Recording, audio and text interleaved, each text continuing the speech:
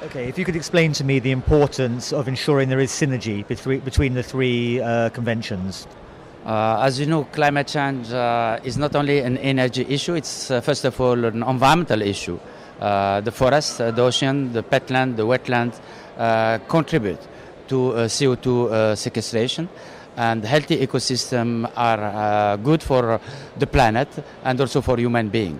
So, and biodiversity is being affected by the global warming. I was just reading that only in Finland they are going to lose 2,000 plants and animals only owing to climate change, which represent 10% of their biodiversity. And this is exactly what the report on climate change and biodiversity has demonstrated.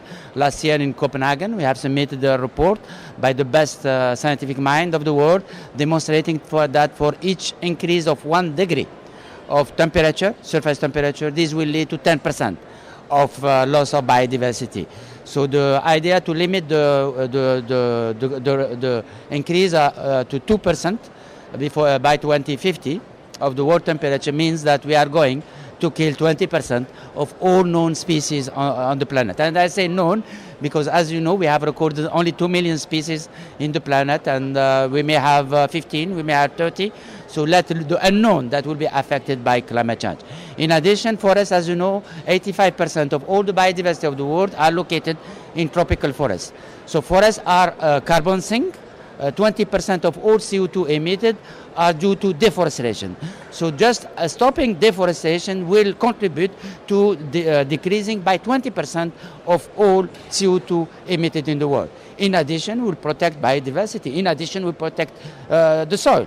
And therefore, there is a close interlinkages between the three Rio Conventions: the soil, the forest, the biodiversity, and of course the climate. So we have advocated, and I am very happy that in our conference of the parties in Nagoya, the idea of promoting joint activities at national level, not through the conferences, but at national level between the focal points of climate change, the focal points of biodiversity, the focal points on forest and soil together, is the best response that we can do to the climate change, because there will be a need for mitigating climate change, but there is a need already for adaptation. And this action plan at national level will allow us not only to mitigate, but also adapt to climate change. And is there widespread recognition that that is the best way forward? At least in the biodiversity family, this is an 100% support for the idea since 2001. In 2001, Finland has hosted for the first time a conference on climate change and biodiversity.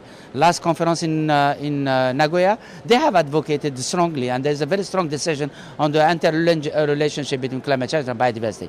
So here in climate change, I think the climate change negotiators need to understand that it is not only a technological issue, it's not only a financial issue, it's not only an energy issue, it's not only a renewable issue. Climate change is also, and first of all, an ecological issue, an environmental issue, and biodiversity is part of the solution to climate change. It's lovely. Thank you very much. Merci beaucoup. Okay, thank you.